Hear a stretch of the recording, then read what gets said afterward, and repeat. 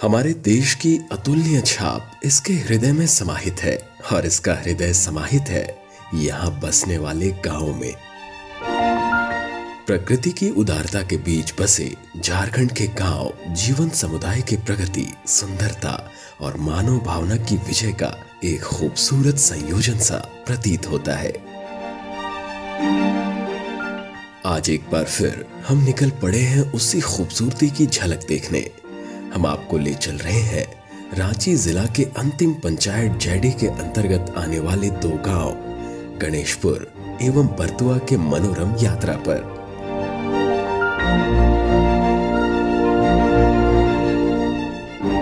आज रूबरू होंगे यहाँ के विकास की कहानी और साथ ही यहाँ बसने वाले ग्रामीणों के जीवन शैली से। हरे भरे खेतों और पक्षियों की मधुर धुनों के बीच बसे यह दोनों गांवों में परंपरा से ओतप्रोत ग्रामीणों ने एकजुटता और सांप्रदायिक जीवन का खूबसूरत संगम रच रखा है। झारखंड के समृद्ध और विकासशील गांव की तलाश एक बार फिर से शुरू हो चुकी है। हम निकल चुके हैं रांची से लगभग 35 किलोमीटर दूर और आज आप पहुंचे हैं जयडीहा पंचायत। आज हम यात्रा करेंगे गणेशपुर और बरतुआ गांव की। ये जो पंचायत है इसे कुछ वर्ष पूर्व सांसद ग्राम विकास योजना के तहत सांसद संजय सेठ ने गोद लिया था। पिछले कुछ वर्षों में यहाँ पर विकास के तो कई कार्य किए गए हैं, लेकिन उसके साथ साथ यहाँ की जो खूबसूरती है वो भी काफ़ी लाजवाब है। तो आज हम इन सब की आपको दर्शन करवाएंगे, यात्रा करेंगे इस बेहद ही खूबसूरत गांव की। वक्त नहीं गंवाना है, निकल चलिए हमारे साथ इस यात्रा पर।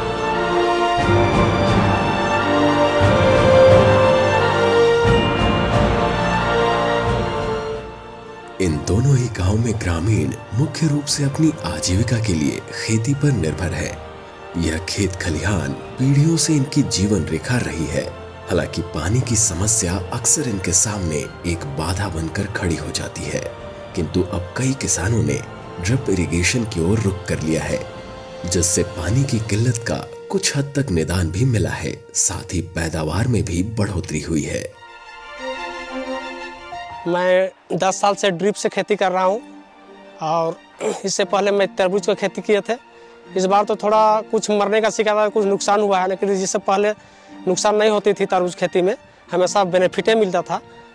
और मैंने हम लोग का ड्रिप लगाने का 3 बेनिफिट फ़ायदा इसलिए होता है कि बारिश होने से जो बेड बनता है हम लोग का उससे दिक्कत नहीं होती है। कितना बारिश हो गया, 2 दिन बारिश छूट गई, फिर रोपाई हो जाती है। और जो पहले हम लोग हल बैल से करते थे वो झोरा खींच के, उसमें हम लोग का नुकसान होता था। किसी कारण बारिश हो गया तो हम लोग गीला हो जाता था ज़मीन, तो हम लोग एक ही फसल कर पाते थे। अभी आसानी से 3 फसल हो रही है, ड्रिप लगा के, मल्चिंग लगा, जो बेड बना कर रहे हैं खेती। यहाँ अब तक कई सरकारी योजनाएं लागू की गई हैं। इनमें सबसे प्रमुख है प्रधानमंत्री आवास योजना। अब तक लगभग 360 परिवारों को इस योजना के अंतर्गत आवास दिया जा चुका है। सभी को आवास की बहुत कमी थी। सभी यहाँ खपड़ा घर पहले था, पूरा गरीबी से जूझ रहे थे। खाने के लिए तो था, लेकिन रहने के लिए छत नहीं ऊपर में। बरसात के दिन में उनको बहुत परेशानी का सामना करना पड़ता था। सरकार को बहुत बहुत धन्यवाद देती हूँ कि उन्होंने आवास देकर गरीबों के लाज बचाएं। उनको रहने के लिए छत कम से कम मिला उनको। साथ ही मनरेगा के तहत कुछ वर्ष पहले इन्हें बड़ी संख्या में आम के पौधे उपलब्ध कराए गए थे, जिसके फलस्वरूप आज कुछ ऐसे किसान हैं जो आम की बागवानी कर रहे हैं। लोगों को बहुत कुछ काम मिलता है, योजना लेते हैं, पब्लिक तक पहुंचाते हैं।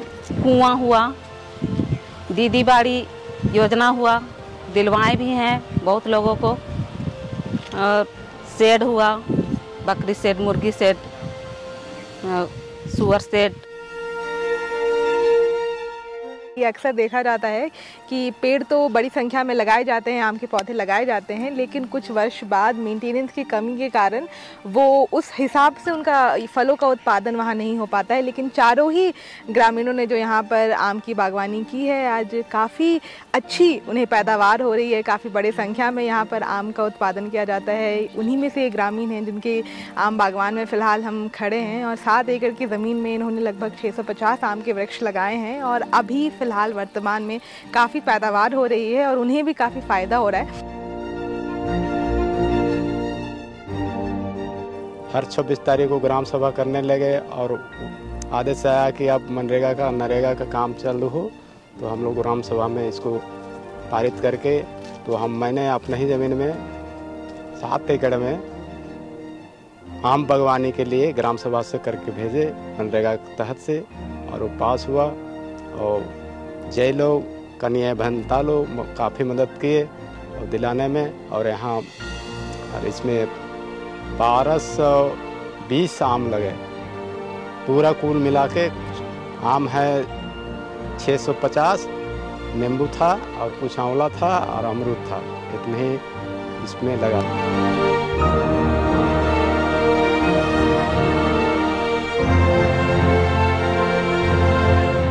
शुरू में हमको मिला था सर जल छाजन से था, जो बड़ा पेड़ है वो जल छाजन से था। ओनली फॉर वो पेड़ जो है लगा दिया गया था हमको, बाकी सब देख रेख मैं अपने स्तर पे किया। उसके बाद इधर मनरेगा से जो है ये छोटा पेड़ जो है ये मनरेगा से मोटा मोटी 4 साल पहले मिला, जो कि ये है। तो मनरेगा से तो मोटा मोटी लेबर पेमेंट प्लस ये पौधा जो है मिला था उधर से। कम से कम 1 एकड़ में 3 आदमी का रोजगार तो चल ही जाता है। मनरेगा से भी मोटा मोटी जो है आजकल 250-250 के आसपास है मजदूरी, तो हिसाब से जी सकता है आदमी। जल संकट से निवारण हेतु यहाँ सौर ऊर्जा आधारित एकल ग्रामीण जलापूर्ति योजना के अंतर्गत कई जल मीनार का निर्माण किया गया है। यहाँ फिलहाल 2 जल सहिया कार्यरत है, जो ग्रामीणों में जल गुणवत्ता, पेयजल की अहमियत, नल जल के रखरखाव को लेकर जागरूकता का कार्य कर रही हैं।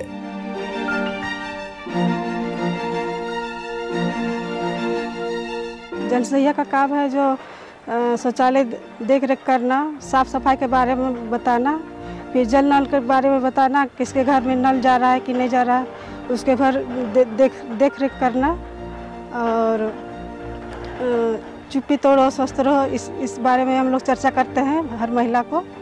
और साफ सफाई के बारे में, स्वास्थ्य के बारे में, इस सब के बारे में बताते हैं।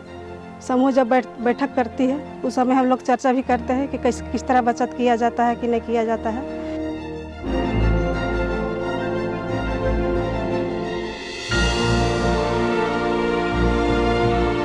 हमारे गांव में, हमारे पंचायत में पानी की समस्या बहुत ज़्यादा होता था, जिसके कारण जल नल का मतलब सुविधा कराया गया। जो सरकार का योजना है वो हर गांव में, हर पब्लिक तक पहुंचा, घर घर पानी पहुंचा, जिसके कारण पानी का तो दिक्कत नहीं होता है।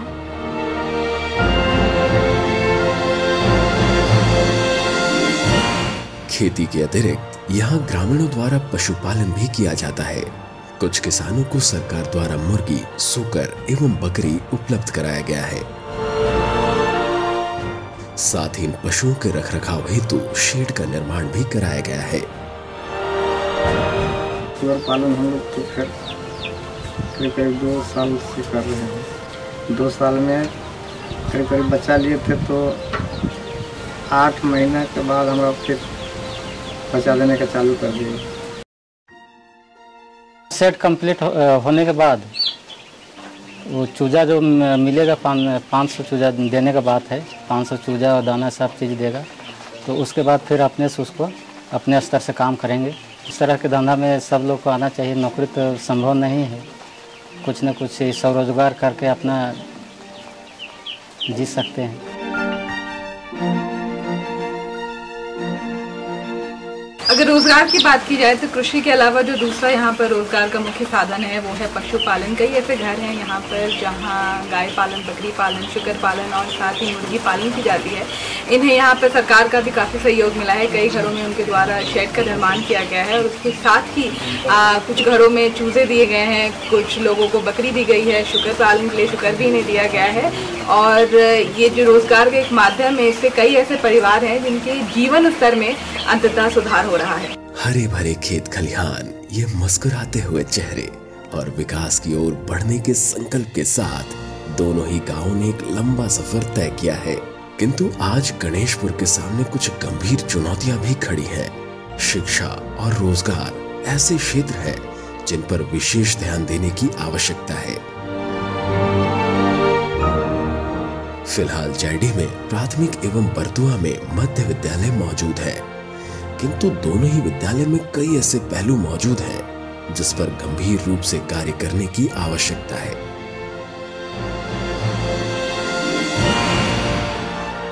राजकीय उत्क्रमित मध्य विद्यालय बरतुआ है। यहाँ बाउंड्री का अभाव है, यहाँ 1 से लेके 8 क्लास है, लगभग 250 प्लस स्टूडेंट है यहाँ, लेकिन टीचर अभी जो है फिलहाल 3 है। सरकारी टीचर एक भी नहीं है, पैरा टीचर से काम चल रहा है। विद्यार्थियों में काफ़ी परेशानी होती है। एक टीचर ऐसे स्कूल का कार्य में व्यस्त रहते हैं, रजिस्टर से लेके अपना जो विभाग का रहता है उस काम में व्यस्त रहते हैं, जिसके कारण बच्चों को ठीक से पढ़ाई लिखाई नहीं हो पाता है। बच्चों में अभी संतुष्टपूर्ण जो है शिक्षा मिल नहीं पा रहा है, जिससे काफ़ी बच्चों में कमी पाया जा रहा है।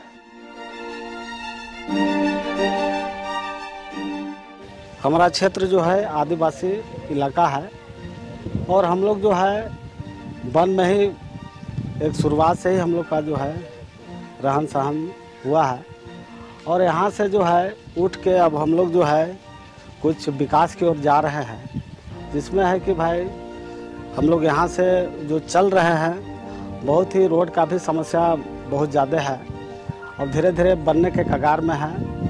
और आज हम लोग का जो है स्थिति है कि जैसे जैसे लोग पढ़ लिख रहे हैं वैसे वैसे लोग जो है अपना धीरे धीरे विकास की ओर जो है जुड़ रहे हैं।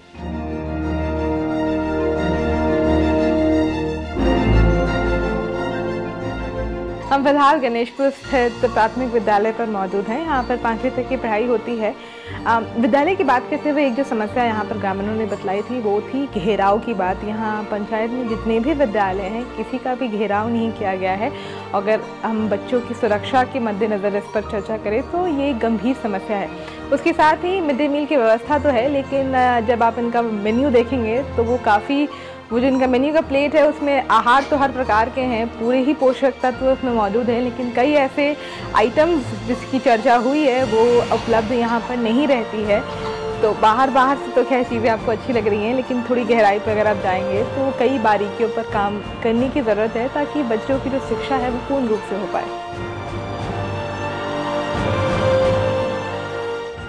बीते कुछ वर्षों में कई सरकारी योजनाओं पर कार्य किया गया है, किंतु रोजगार की कमी के कारण अधिकतर ग्रामीण हर सुबह रोजगार की तलाश में रामगढ़ एवं रांची जाने को विवश है। वो महिलाएं जिनके लिए अपना घर परिवार छोड़कर रोजाना शहर जाना मुमकिन नहीं, वो हर सुबह जंगल की ओर रुख करती हैं और वहां से सखुआ का पत्ता और दातून चुनकर लाती हैं। साथ ही महुआ और साल के बीज भी चुनकर जंगल से लाती हैं और फिर इन्हें सुखाकर कई अलग अलग उद्देश्य हेतु बेचा जाता है। हम निकलते हैं 8 बजे, वहाँ जाते हैं जंगल से लाते हैं बीजा बीज के और उसको फिर जलाते हैं, फिर बीजा को निकालते हैं, फिर ले जाते हैं बेचने के लिए आता है, लेने के लिए 10 रुपये केजी देते हैं।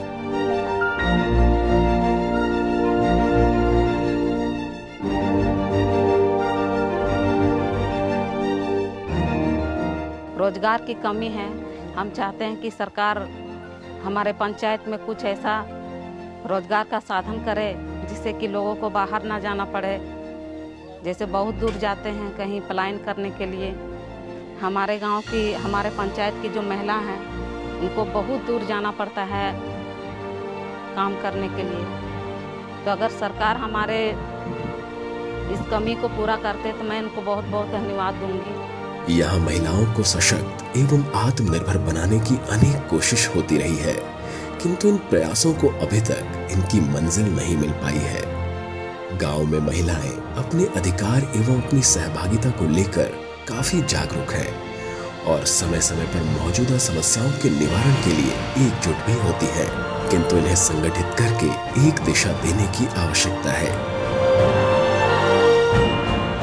अब तक यहाँ महिलाओं को अनेकों प्रकार के प्रशिक्षण दिए गए हैं, जिनमें सिलाई, अगरबत्ती एवं मोमबत्ती निर्माण आदि शामिल है। किंतु प्रशिक्षण के पश्चात इसका इस्तेमाल करने के लिए इनके पास संसाधन की कमी है। इस कारण दिए गए इतने प्रशिक्षण के बावजूद यहाँ की महिलाएं इसका सही इस्तेमाल नहीं कर पा रही हैं। ट्रेनिंग दिए थे उस समय दावा हुआ के बताए थे और किस तरह सर्दी बुखार होता है उस सब का बारे बताएं और चेचक बीमारी होता है उस सब का बारे बताएं।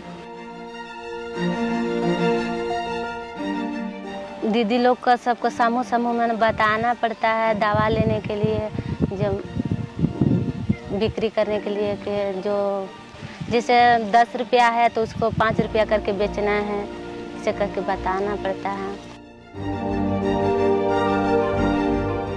अगरबत्ती का ट्रेनिंग हुआ जिसमें हम लोग सभी महिला लोग ट्रेनिंग लिए। उसमें हम लोग को तो बताया गया कि कच्चा माल कैसे करके तैयार करना है और चीज़ के बारे में हम लोग को सब चीज़ वहाँ तैयारी करके बताएं। उसको गीला करके आटा जैसा मिलाया गया, उसको हम लोग मिला करके फिर हम लोग को कांटी दिया गया। कांटी में फिर उसको कैसे करके रगड़ के बनाना है उसके बारे में हम लोग को सारा कुछ बताएं।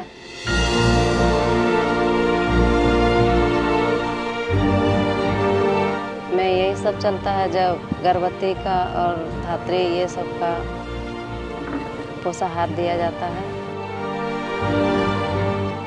और अगरबत्ती और धात्री सबको सुइया दिया जाता है, पीने दिए जाते हैं।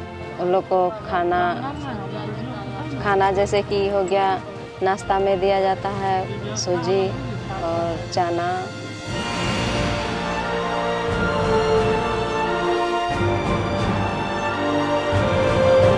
गांव में ऐसे कई घर हैं जिन्हें इंदिरा आवास योजना के अंतर्गत आवास मुहैया कराया गया है और वो महिलाएं जो कि स्वयं सहायता समूह से जुड़ी हुई हैं, उन्होंने अपने घर के निर्माण के लिए समूह से ऋण भी लिया है।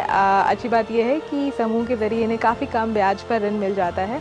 एक जो लेकिन समस्या यहाँ पर मौजूद है, खासकर अगर हम महिलाओं की बात करें, इन्हें सरकार द्वारा अलग अलग क्षेत्रों में प्रशिक्षण दिया गया है, फिर चाहे वो मोमबत्ती निर्माण हो, अगरबत्ती निर्माण हो, निर्माण भी इन्हें सिखाया गया है। ये सब बनाने का इन्हें ट्रेनिंग तो दिया गया है, लेकिन उसके बाद इससे रोज़गार से कैसे जुड़ा जाए इसकी कोई सुविधा नहीं है, ऐसा कोई रास्ता नहीं है। इनके पास फ़िलहाल दिशा की कमी है जिसके ज़रिए जो प्रशिक्षण है इसका वो इस्तेमाल कर सके। अगर थोड़ा सा यहाँ पर इन्हें सपोर्ट किया जाए तो जितनी ट्रेनिंग्स इन्हें मिल चुकी है उन सब के ज़रिए ये व्यापार का और रोज़गार का एक बड़ा ही अच्छा साधन यहाँ पर क्रिएट कर सकती हैं। खासकर तब जब हम कई बार इस गांव के बारे में चर्चा कर रहे हैं कि यहाँ पर रोज़गार का कोई अहम साधन नहीं है, कृषि भी है लेकिन वो भी चुनौती है पानी की वजह से। तो ऐसे सब मामलों में जो महिलाएँ बाहर जाती हैं गाँव से रोज़गार के लिए, उन्हें बाहर ना जाने के बजाय यहाँ पर ही साथ में मिलकर वो किसी व्यापार की शुरुआत कर सकती हैं। हालांकि इन चुनौतियों के बावजूद ग्रामीण मायूस नहीं है। वे समझते हैं कि सच्चा विकास जितना उनके परिवेश के भौतिक परिवर्तन में निहित है, उतना ही उनके युवा एवं आने वाली पीढ़ी को सशक्त बनाने में भी है।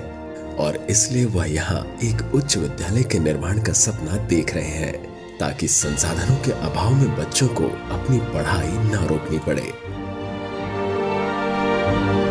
सुदूर क्षेत्र है लेकिन इतना ही काफ़ी है जो अपना मैंने बच्ची लोग मैंने अभी कुछ हद तक शिक्षा के प्राप्त कर चुकी है, कर रही है। नहीं है साधन फिर भी अभी अपना मैंने गार्जियन से लेकर इस पंचायत का गार्जियन लोग जुझारू है जो भी पढ़ाने का काम कर रहा है। लेकिन अगर ये सारा सुविधा हम लोग को मिल जाता, जैसे मान लीजिए आपका इस पंचायत में एक हाई स्कूल हो जाता, रोड यहाँ से मोटामोटी मैंने 15 किलोमीटर की दूरी में एक आपका 10+2 हाई स्कूल मांझी में है, वहाँ लोग जाता है।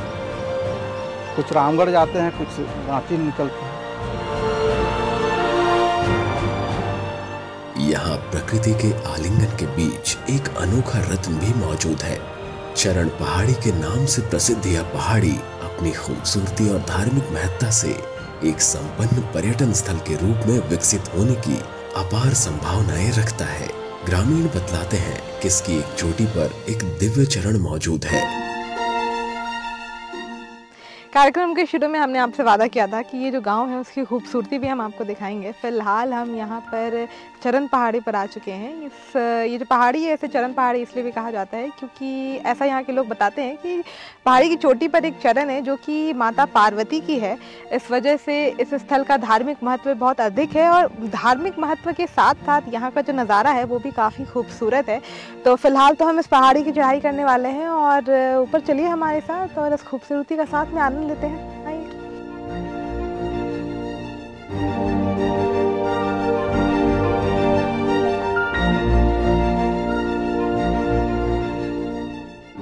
ग्रामीण इसके आकर्षण को पहचानते हुए दूर दूर से आगंतुकों को आमंत्रित करने के लिए इसे एक अहम पर्यटन स्थल के रूप में विकसित करने का सपना देख रहे हैं। अगर सही ढंग और सरकार के थोड़े सहयोग के साथ इस पर कार्य किया जाए तो यह न सिर्फ पर्यटकों के आकर्षण का केंद्र बन सकता है, अभी तो ग्रामीणों के लिए रोजगार के नए द्वार खोलने की क्षमता भी रखता है। अभी कलियुग का अवतार में चैतन्य महाप्रभु गौर निताई का नाम से मने यही रास्ते से गुजरे हैं, जहाँ तहाँ चरण चिन्ह है। तो हम लोग तो कहते हैं कि गौरांगो महाप्रभु का है, लेकिन लोग तो कहते हैं कि पार्वती जी का है। तो और देखिए मंदिर जो बना है उस जगह भी माने गेड़ा या हाथी का भी पंजा है। और भगवान जैसे कि कलियुग में नाम प्रचार करते करते वृंदावन गए हैं, तो वृंदावन गए हैं इसी रास्ते से, तो कहीं कहीं पत्थर में इसी तरह माने नाम के महिमा से गल गया है। तो जहाँ तहाँ माने वही चरण चिन्ह छूटल है। हम लोग को पूर्वजों से यहाँ पर जो चरण चिन्ह पैर का निशान हुआ वो हमारे माताएं बहने भाई बंधु जितने भी हैं यहाँ पर साल भर में यहाँ पूजा पाठ करने आते हैं। और हम लोग चाहते हैं कि यहाँ पर हम लोग एक पर्यटक स्थल विकसित हो जाएगा तो यहाँ के पंचायत वासियों ग्रामवासियों बहुत ही अच्छा होगा। हमको लगता है इस क्षेत्र में और मांझी प्रखंड का कोई जगह पर्यटक स्थल का रूप में देखने लायक ही जगह नहीं है। मेरा जैडिया पंचायत का जैडिया का कुसुमटोला चढ़ी पहाड़ में ऐसा सुंदर हो, सरकार ऐसा कर दे, पर्यटक स्थल सुंदरीकरण हो जाए, पूरा झारखंड वासी यहाँ देखने के लिए लोग तैयार होकर के आएंगे और देखने में बहुत सुंदर लगे। जिधर नजर देखेंगे हरियाली ही हरियाली।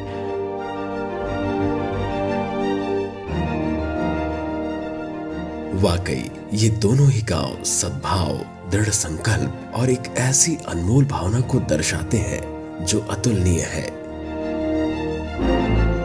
यहाँ ग्रामीणों ने सरकार की योजनाओं को खुले हाथों से अपनाया है और उनके सामूहिक प्रयासों का फल बेहतर बुनियादी ढांचे और प्रगति की दिशा में एक आशाजनक मार्ग के रूप में स्पष्ट दिखता है।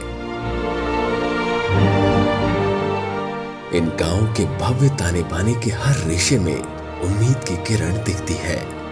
ये साथ मिलकर एक उज्जवल भविष्य की ओर कदम बढ़ा रहे हैं। ग्रामीणों की सामूहिक इच्छा, सरकार के समर्थन और इस खास समुदाय की अटूट भावना के साथ गणेशपुर और बरदुआ प्रगति के मानचित्र पर अपनी जगह बनाने के लिए तैयार है।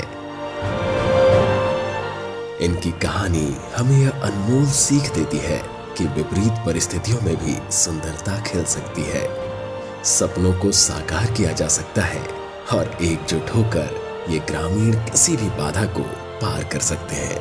इस गांव की यात्रा के दौरान अधिकतर ग्रामीणों ने जो एक समस्या पर चिंता जताई वो थी रोज़गार की समस्या। अभी भी कई ऐसे ग्रामीण हैं जिन्हें रोज़गार की तलाश में गांव से बाहर जाना पड़ता है। कुछ तो ऐसे परिवार हैं जिन्होंने पलायन भी कर लिया है, लेकिन ऐसा नहीं है कि यहाँ पर रोज़गार सृजन के ज़रिया नहीं है। अगर हम पर्यटन स्थल की भी बात करें तो चरण पहाड़ी को एक बड़ी ही खूबसूरत पर्यटन स्थल के तौर पर हम डेवलप कर सकते हैं, जिससे यहाँ के जो ग्रामीण हैं उन्हें रोज़गार मिलेगा और उसके साथ साथ यहाँ जो महिलाएँ भी हैं उन्हें कई लेवल्स पर ट्रेनिंग दी गई है। अगर उनके लिए भी किसी संस्थान का यहाँ पर स्थापना किया जाए तो वो भी एक अच्छी आजीविका आजीविका उससे कमा सकती हैं। पंचायत को कुछ वर्ष पूर्व सांसद ग्राम विकास योजना के अंतर्गत गोद लिया गया था और अभी फ़िलहाल जो ग्रामीण हैं उनमें भी काफ़ी आशा है इस बात को लेकर कि आने वाले वक्त में ऐसे एरियाज़ जिस पर अभी भी काम नहीं हुआ है वहाँ पर भी विकास की जो रोशनी है वो पहुँच सकेगी। अब इसी के साथ हमें दीजिए इजाज़त, हम आपसे फिर मिलेंगे गाँव यात्रा की अगली कड़ी में। तब तक के लिए जोहार, नमस्कार।